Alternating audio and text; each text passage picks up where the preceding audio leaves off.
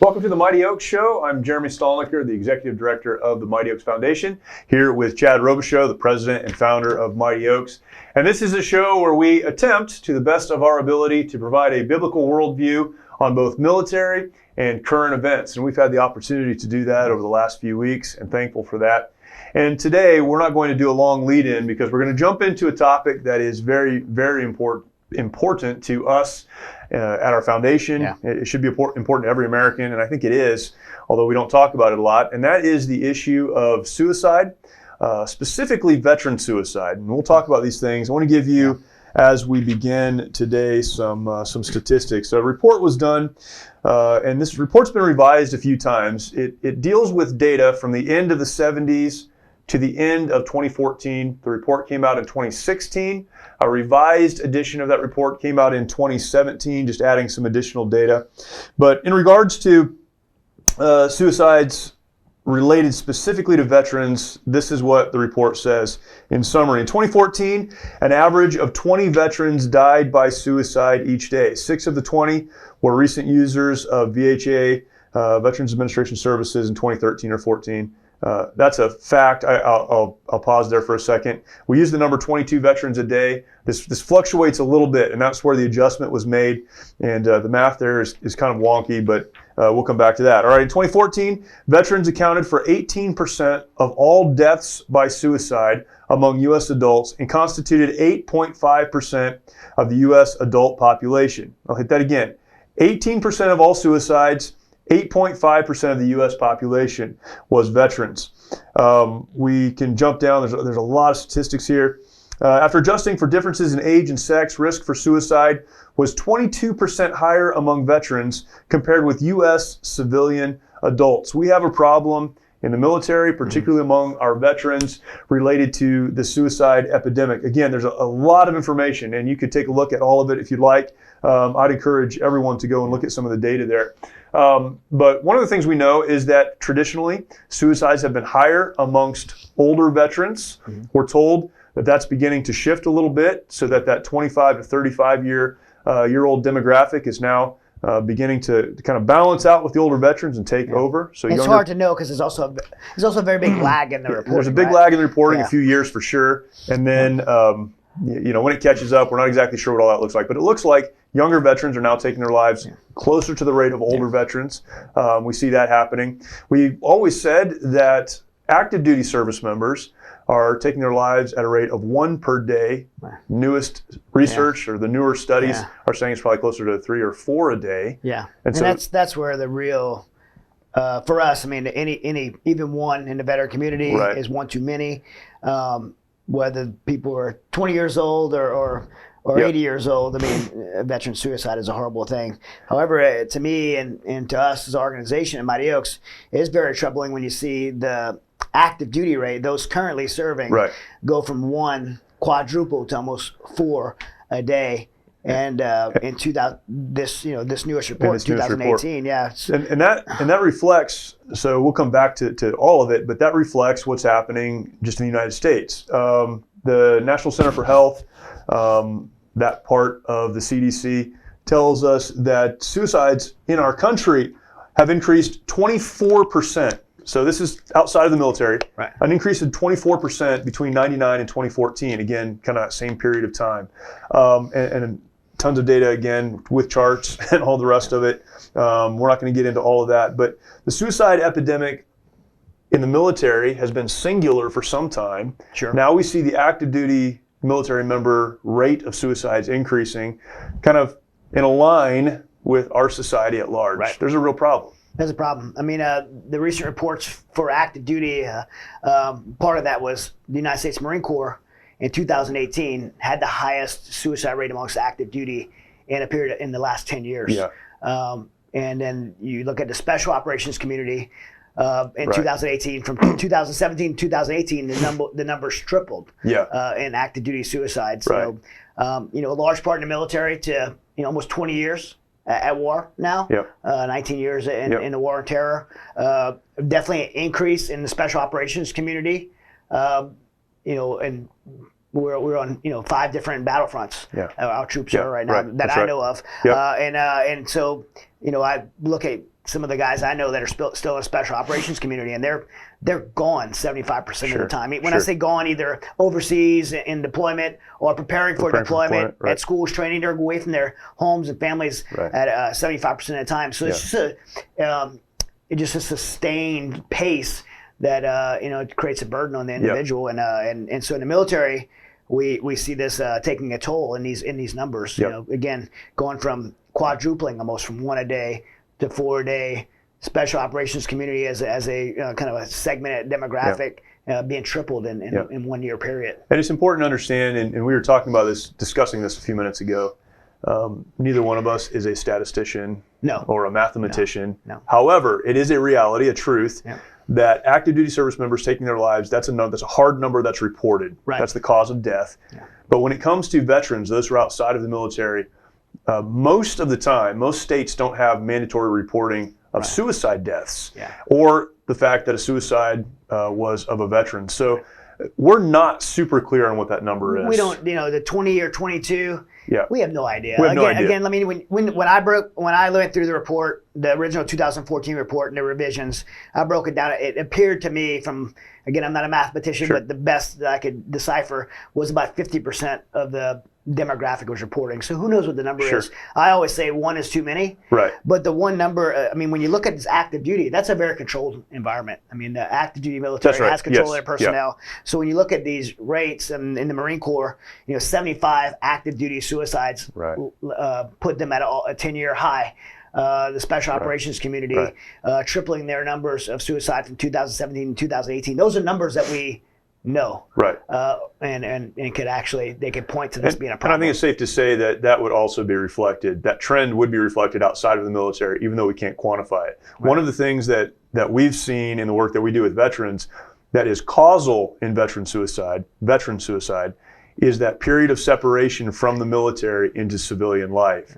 There's a connection with the brotherhood or sisterhood, or whatever, as the case may be. Brotherhood right? as a I think a broad term. Generically, right? Yeah. So there's a connection to those that you serve with. There's purpose found in that, and all that goes along with that. The separation out of that, often identity is lost, purpose is lost, ultimately hope is lost. Support networks are lost. Yeah. The people that keep you accountable, because there's some destructive behavior that takes place in the military, but there's kind of a firewall, so you can only go so far before someone will stop you. Yeah. That's removed. Yeah. And so I think it's fair to say, anecdotally at least with our own experience, that the trend would be similar for both the active duty and the veteran side. Yeah, the transition is a very real struggle for veterans. It's a very real struggle. And then, we started working some with the first responder community, and thankful for the opportunity to do that. But that's a community as well that does not report suicides tied to service, and whether they're police officers or firefighters or whatever the case.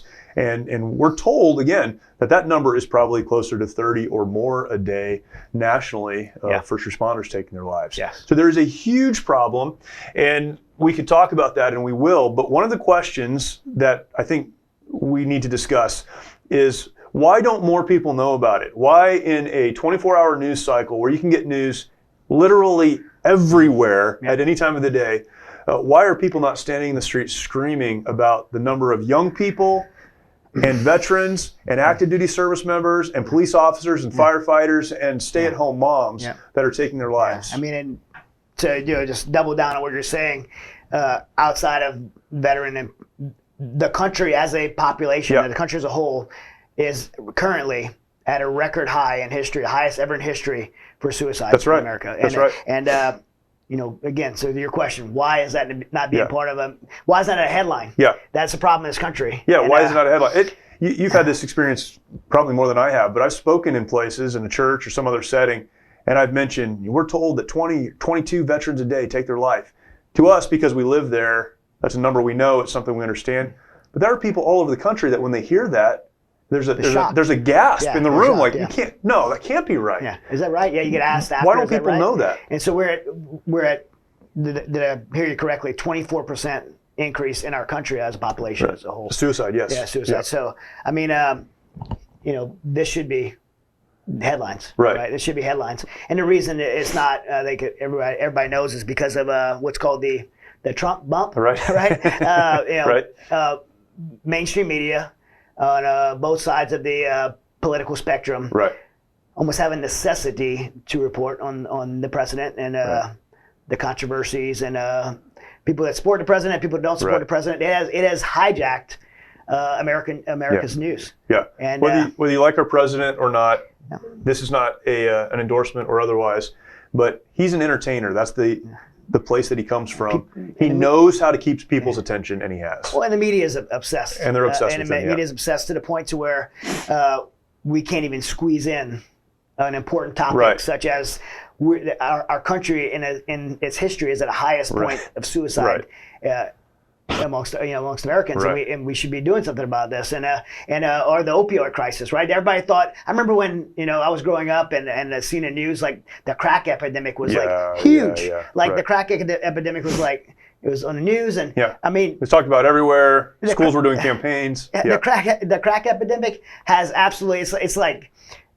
I mean, it's a fraction of the problem that we have right now with the opioid epidemic. I mean, the opioid epidemic is the greatest tragedy of addiction in the history of our country, and it can't even get a time slot on the news because everybody's so focused on the politics. I mean, media right now is 100% consumed with politics. They're not reporting the news. They're not reporting news. They're talking about what's happening in the White House. And I almost think they put themselves in a position to where they have to be relevant, right? They have to compete. That's to what be keeps relevant them. and keeps the ratings coming in. Right.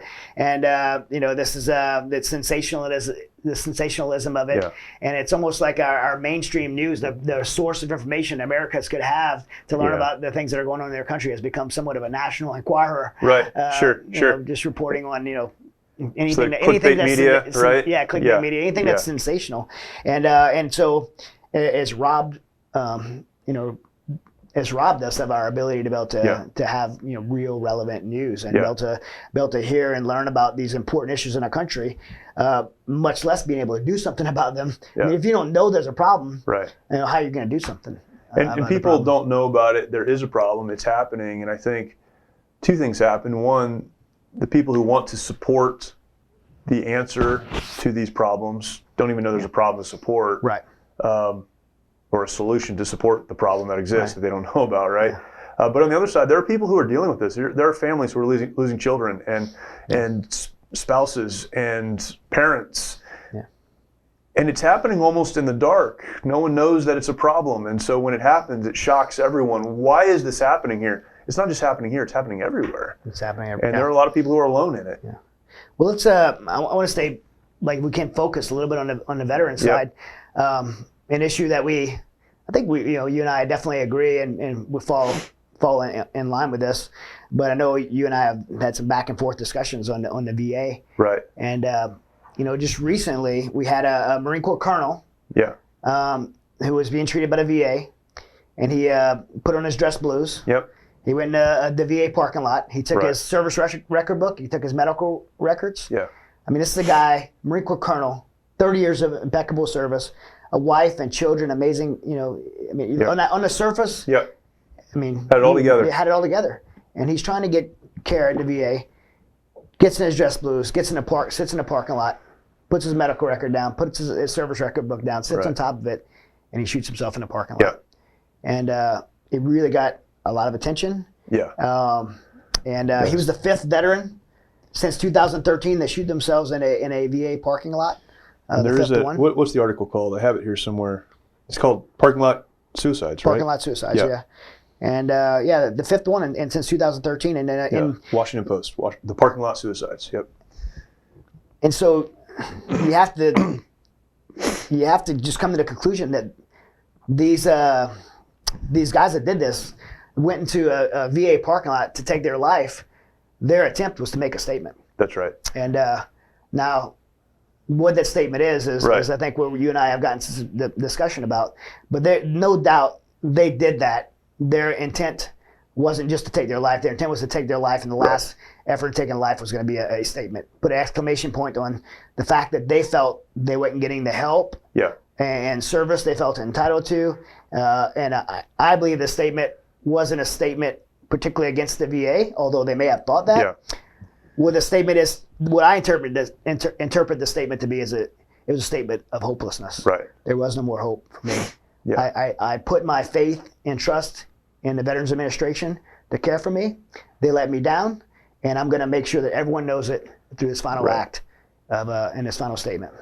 So we'd be negligent not to talk about the VA in a conversation about veteran suicide, because the VA has been front and center in every one of these discussions. Again, the Washington Post calling it the parking lot suicides. So it's happened a number of times, as you mentioned. It seems like in the veteran community, everyone hates the VA, which is ironic because there are so many people that use VA services that don't need them, and so many people that can't get them because of others. I mean, it's interesting to me on one hand that veterans, and I'm a veteran, but veterans scream about how much they hate the VA. Yeah. And on the other hand, they get every benefit from the VA they can possibly get. And so, that's probably another show and another conversation. But let's talk about the VA for a second. First of all, historically, the VA was not established to deal with the issue of veteran suicide. It was established to help those veterans, service members really, not veterans, but service members coming home from war, to deal with physical wounds, physical injuries, to get the care they couldn't get anywhere else. Right. So I think that's important to remember. And then it's because it's a government agency, like every other government agency, has become bloated and grown into this enormous organization. It's the second biggest next to the DoD. And so, second biggest government organization. Money is being Huge. poured into it. Someone told me recently, we need to give more money to the VA to deal with veteran suicide. Money is not the issue. Money isn't right. the issue. It's probably a structure issue more than anything. But they weren't established to deal with this. They've grown to the point where now they have to deal with it. They're the only government agency that can, and yet they still are not equipped to deal with this issue of veteran suicide. We've never in history had been in a war, period, as long as we are right now. Going on 20 years. And again, the national suicide rate, it's important to keep this in mind because this isn't just a military problem. The national suicide rate is increasing, which, the veteran and active duty suicide rate is increasing along with it. And so what was once a problem is now an epidemic, and an organization that could not handle it when it was a problem certainly can't deal with it now when it's an epidemic. It shouldn't be expected to, and I think we do, me included, at times, put an expectation on the VA who's not equipped to deal with this. And if we could take a kind of a journey back in time, 2016, the presidential election was happening, and I had a real opportunity. I was asked to be part of a 6 veterans in a small panel of, I think there was 100 of us in the room, and I got to be one of 6 veterans that got to ask then candidate Donald Trump a question, and I used my time and of course framed the question about what we believe at Mighty Oaks, and that is a relationship with God. Faith is a very important, if not the most important way forward, and the only way forward, in my opinion, to heal what is not a physical wound and not a mental wound, but a soul wound in our warriors. And so I asked candidate Trump if he would become president, would he allow for faith-based programs to help our warriors? And the reason I asked that is this. In 2008, the Obama administration and President Obama defunded all of the faith-based and community alternative programs. So there was an office called the Office of Community and Faith-Based, the Office of Faith-Based and Community Alternative Programs. And this was basically the VA's 3-prong approach: clinical, community programs, and faith programs. And so when a veteran went into the VA, they would have an option to get help based on those 3 treatments. Now, I don't know exactly if the veteran had the choice or they were directed. Every VA office probably handled it different. But there was 3 prongs to that. The Obama administration, and I'm not sure whose decision it was. I'm not going to point the finger at President Obama because I don't know. But I do know in 2008 when President Obama took office, those programs were defunded, and the office was pulled back to essentially nothing, and 100% of the financial allocations for government VA care went to clinical. And that was a problem. Because now we're 2008. At that time, we're 7 years into the war on terror, and he has 8 years of this President Obama's administration, and just amplifies that only clinical means is a solution to deal with post-traumatic stress, ideations of suicide, and depression and hopelessness, and we see veterans getting just loaded with medications because the VA is only equipped now with clinical resources, so they're just writing prescriptions up to the rate of, we've seen it at Mighty Oaks, up to over 40 pills a day just for a diagnosis of PTSD, and we all know that no one's going to get well on 40 pills a day. They're not healing PTSD. They're dealing with the symptoms of PTSD. Trauma. And so I had this opportunity, and I asked candidate Trump, if you become president, will you reopen faith-based programs? And he said yes. Yes. And he continued to speak. Yeah. and as he continued to speak, the media, mainstream media, took that opportunity to sensationalize what he said. Right. And they basically made this kind of headline statement that Donald Trump says veterans with PTSD are weak. Yeah. And we got involved. Well, I say we got involved in that. I got involved in that. I ended up on Fox News, on Bill O'Reilly, really defending his answer. Not really endorsing him as much as just defending his answer. He gave a yes answer, and I was excited about that. I would have asked President Obama that question. I would have asked Hillary Clinton that question, and I hope that all of their answers would have been yes. We will look at faith-based programs as an option, because faith-based programs historically have worked for people in hopeless situations and people needing to be able to move forward from traumatic situations, and that's what I was hoping for, and that was his answer. And it led to us being involved after he became president. I got to be on the VA transition team in White Paper, and I'm really waiting for this to open up in the VA. And so I mean, I don't know the status. I wish I could sit here and say the status of where we are. Right. I do know that they have really opened up faith as an option, as more of an option in the military under the new administration. I couldn't honestly sit here and say, as much as I want to, how much faith programs in the VA have really opened up. We see people from the VA getting referred to Mighty Oaks, but not on a national level, on an individual level. Right. And and I think the reason I say all that is I want to be able to point back to the VA not being equipped to deal with this in a way that they should be. Right. And they historically wasn't set up to deal with that. Right. And I think it's important to say, since we oversee a veterans organization, that we've never tried to be in competition with the VA. And that's, sometimes people see, well, you're a faith-based organization, or you approach this from a faith position, so you must be in competition with the VA. That's absolutely not the case. No. What we understand, though, is that the VA has the medical treatment programs, it has the psychological treatment programs, has the counseling programs, and we are an alternative to those. And so when this recent report came out, the recent study that I just read from the director of the VA, along with that, and kind of summarizing that, said it's important for us as an organization, and we've talked about this on our YouTube site, so you can go find a video of us talking about this, quoting the Wall Street Journal article that was written about it.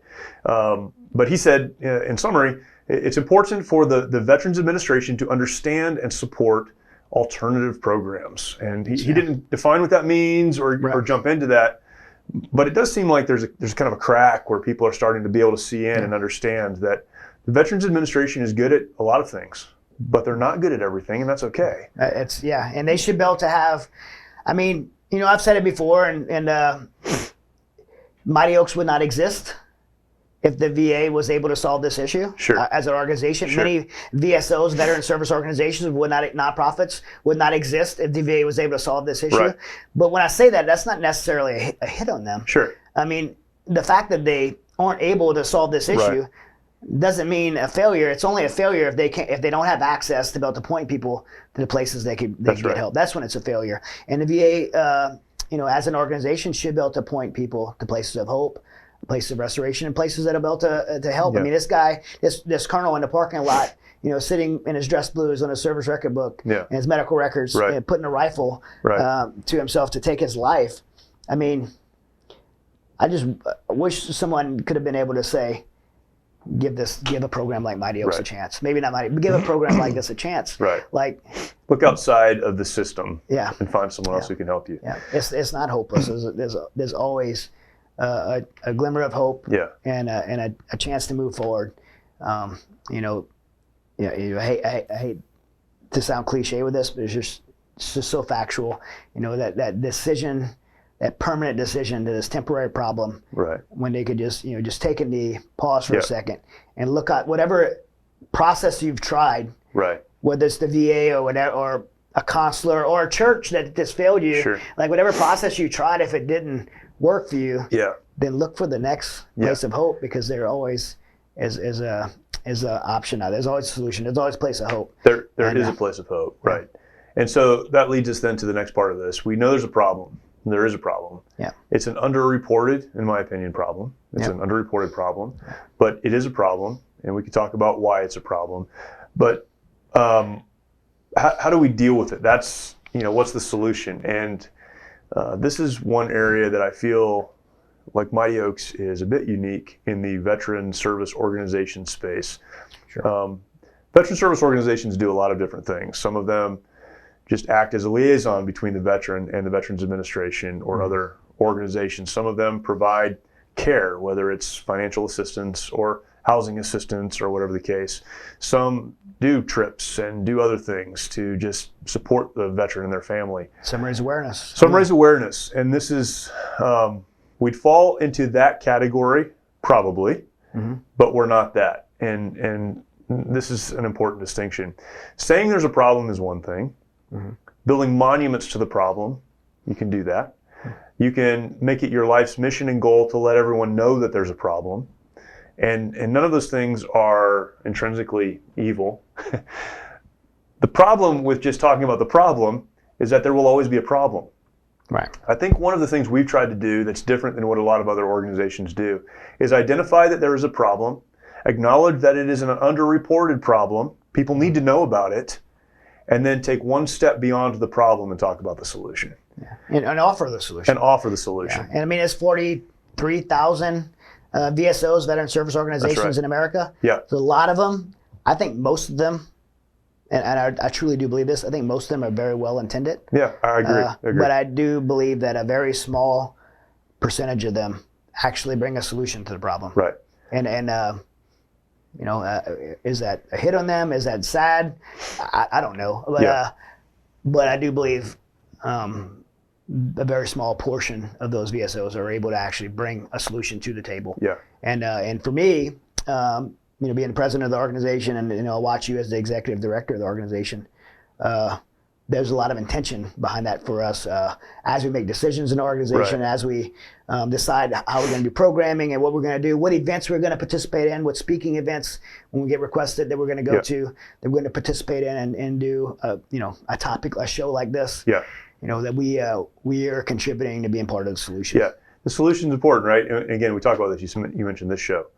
This show is not a news program. It's not for us to talk about how bad things are in other places or to jump up and down and scream about things. Yeah. It's to talk about a problem so that we can get to a solution. And if we're doing it right, then every show ends with, and here's the solution to the problem. Right. Here's what you can do, or here's at least something you can think about in the context of that problem. Right. And that's what we try to do with this issue of veteran suicide. We're really trying to get out in front of it. The typical or traditional training around suicide is identify the problem, recognize the symptoms, intervene. You recently did a video on suicide and talked about how we're all safety officers. If you see something, you need to say something. Yeah. And that's right. But what Mighty Oaks exists to do is to get out in front of the problem. Hopefully, we can get to people before they even get to that place. Yeah. Because the solution is not understanding there's a problem. The solution is understanding there's a problem because we lose hope, because we're not living to our created purpose. Yeah, and this is where our resiliency program comes in. And we've been extremely fortunate and blessed to have the trust of military leaders. Yep. From the Commandant of the Marine Corps, General Neller, who's been a supporter of us, Sergeant Major Green, Sergeant Major of the Marine Corps, Chief Erica Kelly in the Air Force. Yep. She's the senior enlisted in the U.S. Air Force Reserves and oversees a big portion of the Yellow Ribbon program. We just had so many amazing people on the active duty leaders in the military have given us access to their warriors to go in on the very front end and speak truth in their lives and prepare them to be resilient to the things they're going to face and see and participate in the military life. That's right. I mean, we get to go to Marine Corps boot camp almost 4 years now, every quarter. Right. We're getting asked, and I won't disclose it here, but we're getting asked to participate even at an even more in-depth level than that. And it's amazing that we get the chance to do that. That's right. And we talk about solution. I think the best solutions are when you can bring the solutions all the way on the front end. That's right. Preventative. That's right. Preventative measures. I mean, you don't wait till your engine block cracks before you change your oil. That's right. You change your oil first and be have those preventative measures in place. And we need to do that in our military culture. And outside of a military culture, we need to do it in the culture of our nation and throughout the world. I think, and kind of getting on a soapbox right here, the reason that the suicide problem is becoming a bigger problem, the epidemic is becoming what it is. Not a problem. People are dying. It's an epidemic. No. It's tragic.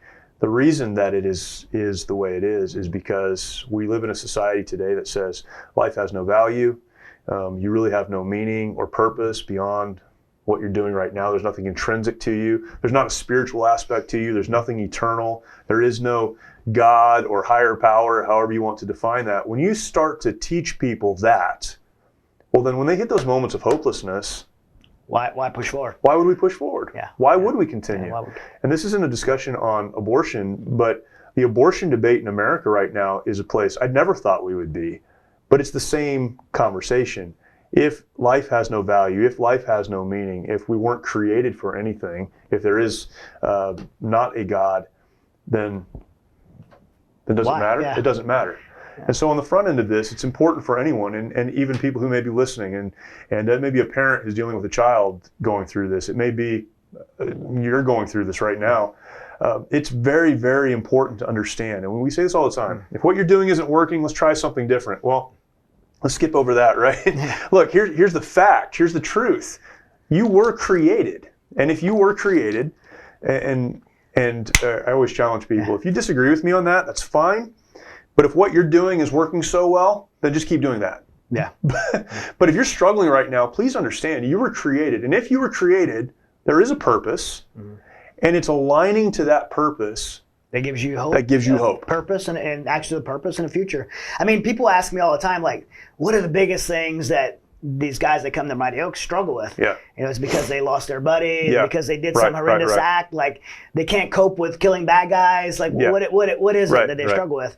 And honestly, the answer to that question to me is easy. Yeah. It's no specific event. Oh, sure, there's some specific events that happen to them that they're struggling with or sad about, but the reason they're that rock bottom, dark valley, that place of hopelessness, isn't because of those events. Right. It's, most of the time because of choices they made in response to those events that led them to a point in their life to where they feel like there's no future and there's no purpose anymore. And the radical change that we see, that 180 shift, is when they have a glimmer of hope that there is a purpose, there's a future for them. Yes. And it seems so simple, but it's so amazing to watch someone that's feels like there's no hope, there's no future. Just get that small glimmer of hope. It's like a spark in a small thing doesn't seem like much. Right. When you're in I'm looking, we're in this room, we're in light, right? It doesn't seem like much to have a small, but if you're in complete darkness, if we were like lights out, the room was dark and somebody lit a spark, it would be really bright. That's right. Right. And then when these people are in such a dark place, and when we, and I've been there and you've been there, we're in a dark place, that small glimmer of hope, that small spark is just like what you need to be able to move forward, and something's lit underneath these guys, a passion and fire for life again. That's exactly right. And that's the starting point, the catalyst to be able to move forward. Yeah. And the only way, in my opinion, for someone to really, and I say my opinion, but I think it's just a statement of fact. Right. The only way to find that spark of hope and to find that future forward is to get a glimpse of the Creator and the life that we're created to live. Yeah. And when people find that, something radically changes inside of them. And that's not reserved for the veteran community. It's not reserved for the veteran community. But what you see when you put your hope in an organization is you see a colonel, retired, pile his stuff up, sit down on it, take his life in the parking lot of the VA because what he was putting his hope in failed him. Yeah. And every organization you put your hope in is going to fail you. Every institution you put your faith in is going to fail you. If you put your faith in another person, they're going to fail you. It's all about putting your faith in the one who can't fail you and won't change. And that's your creator. I hope, even, as much as I love Mighty Oaks and being part of this organization, I'm very proud of our organization. I hope no one ever puts their hope in Mighty Oaks. That's right. As an organization. In me. Yeah. I'm a flawed train wreck of a human being that will let you down, And I don't want anyone ever to put their hope in me or you or Mighty Oaks as an organization. We just, as an organization, as individuals, we need to be able to point to people. We need to be able to point people to the true hope and the true source of the way forward, and that's through a relationship with Jesus Christ. Yeah. And that's our job as an organization. The second we start telling people that Mighty Oaks is your savior and your hope, and we've missed the mark, and we're gonna fail. We're gonna fail people. That's right. And we are just a conduit to get people to the hope. So there is a problem, and it's a real problem. And people say, well, that doesn't impact me. What can I do? You can support organizations like Mighty Oaks that are working to deal with the problem. You were there. I was giving a presentation to someone that should have gotten it, and they didn't get it. And I said something like this: our goal at Mighty Oaks is to end veteran suicide. And they laughed at us. Well, that is our goal. Now, will we ever accomplish it? I don't know, but we'll get closer as people hear about it, understand the problem, and support the work that organizations like ours are doing to solve the problem. Yeah, I'll wake up every day and try. And next month we're getting on a plane. I'm flying to Germany, and we're going to speak to Marine Forces Europe, Marine Forces Africa. We're going to speak in tons of other units around the country and eventually around the world. And we're just sharing the message of hope to provide a truth to these warriors as they do just some incredible service to our country, and are going to face hardships. The military life's hard, and they know where to turn to in those hard times. And then the guys on the other side who fall down and face the darkness, we're going to help them too. And that's what we're going to keep doing. Yeah. So what do? You support organizations like Mighty Oaks. I say like Mighty Oaks. There are others.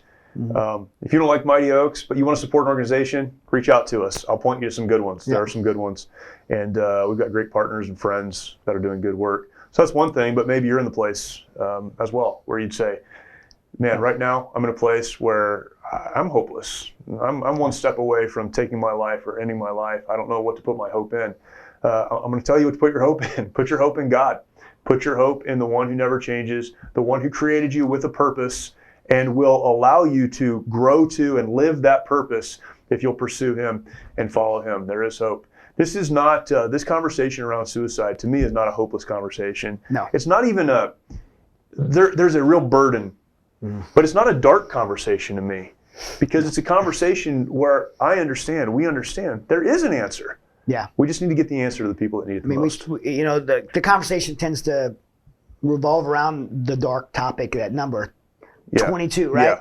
But what about what about the ones to be celebrated? We've had 2,300 graduates from our intensive program, our legacy program.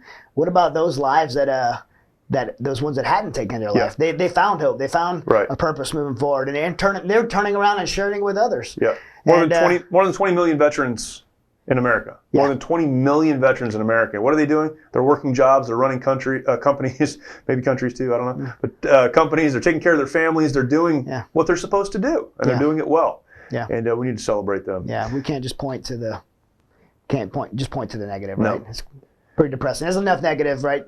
We talked earlier about the mainstream media. There's a lot of negative. Yeah, a lot of negative. But there's a lot of good as well, and a lot of hope. And I'm hope-filled in this conversation, and I hope that you are as well. So thank you. Yeah. We'll do it again, and hope to see you next week, Friday at 10 o'clock, as we jump into another topic with another guest, and excited about the opportunity to spend this time with you every week. And if you haven't already, go ahead and like this video. You can share it with your friends. Subscribe if you have not yet to our channel. Hit that bell there. That'll notify you when another episode comes online. And we'll continue this journey together. Thank you. God bless.